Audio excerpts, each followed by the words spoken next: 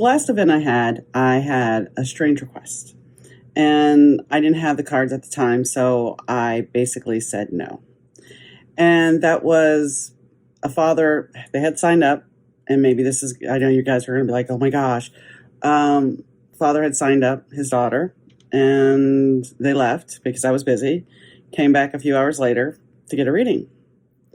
And so she sat down in front of me, and she was 11.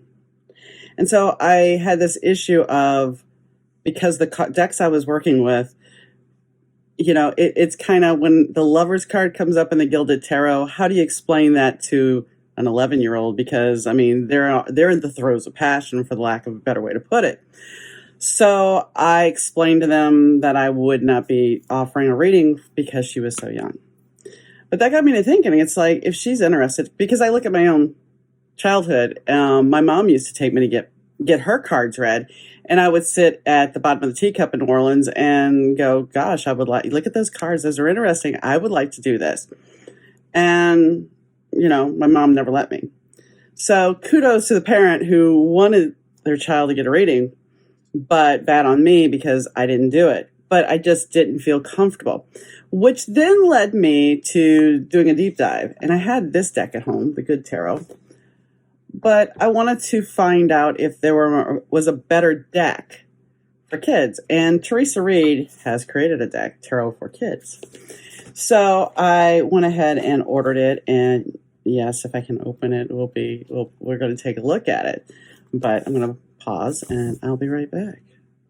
So fingernails are a blessing and a curse. So I got the deck open and it comes in a nice box. This is my first time seeing it. I have not played with the cards at all. I have not even looked at it, so this is all new. The box is nice. It's a nice solid box. Not as nice as the Wild Unknown, but that's a different type, and this is your standard tarot box. This isn't anything that is, this is normal. Now, for kids, the cards are rather large, which is good. It's got a nice pattern on the back. The book. It's a nice book, nice print job. And it does actually, it states here, it gives you we'll use the Knight of Cups, let your heart lead the way. Then it gives you a right side up meaning. And then we give a reverse meaning. So you're already teaching kids how to read the reverse, which is good. And then it also allows down at the bottom questions. So with the Knight of Cups, the question is, what dreams do you want to pursue? Which is great because I don't think kids get asked that very often. So I think having, if they're playing with these themselves, they're kind of being asked, well, what do you want to do? Because, the Knight of Cups in a lot of tarot decks is the Prince of Cups. So, when we think of princes, we think of the Disney fairy tales and, here comes Prince Charming. So I think that's a nice way to put it. Also in the book, there's a nice introduction. It talks about what is tarot. And Theresa has a very good background, and it breaks down the minors as far as the four figures, the king, queen, the ages of the pages, and the knights. So that's another helpful tool for kids. It also talks about the symbols, the wands, the cups, the swords, and she does coins, not pentacles, because a lot of times pentacles get a negative meaning. So in a good bit of decks, you'll see coins instead. But so we break this down. We talk about different, you can use this for advice, decision-making, understanding how to help your friends and family, making plans, avoiding drama, creative thinking, and so much more. So it gives them a little dabble into it. And how to do a tarot reading is there. And how to shuffle your cards, and then great questions for kids. And then we also she talks about one card spread, beginning, middle, end spread, the situation, what you need to know, and advice spread, and then we go into the cards. So there's a lot of information in the little book. It starts off with a major arcana, and then of course at the very end we have a conclusion of it. So it talks about everything that you really need to know for a child in layman's terms for them to understand. So if you have a child that wants to dabble in this, it's not like my mom would be like, no, you can't do that. My mom owned a tarot deck and never touched it. So, yeah. So she would get readings and I would go watch. And, if I asked about a reading, that was not going to happen. So I kind of felt bad. It was like after I know I went off back to where I was, but it's like when I got home, I felt bad because it's like, well, you had the option to do this and you didn't. So you were just reinforcing what happened to you. So hopefully they will come back because now having this deck and the Good Tarot as well as an animal oracle, it's going to allow me to be able to do that for them. And that's good. That makes me feel happy because it actually is something beneficial for them to learn them. So let's take a look real quick at some of the images of the major arcana. So we have the Fool, which is very simplistic, and there's nothing wrong with it being simplistic. It's good that it's simplistic. And whoops, there's a card stuck in the box, which is the King of Cups or King of Coin. But the fact of the matter is the deck is really done where it's inclusive. It's not like you're playing Barbies back in the 70s and you had two choices. You could be blonde or you could be ethnic. It was up to you. That was it. If you were brunette, well, good luck. You might find a Barbie that had brown hair, but in most cases, no, you better be blonde. So this is an all-inclusive deck, which is good. So we have the Magician. And instead of the High Priestess, we have the Moon Queen. So once again, we're doing another take on a deck. And that's the one thing I'm going to be teaching in my class is the fact that there are different meanings for different cards sometimes. And the creators of decks are taking liberties. So not everything is black and white. Sometimes there is gray involved. So then we have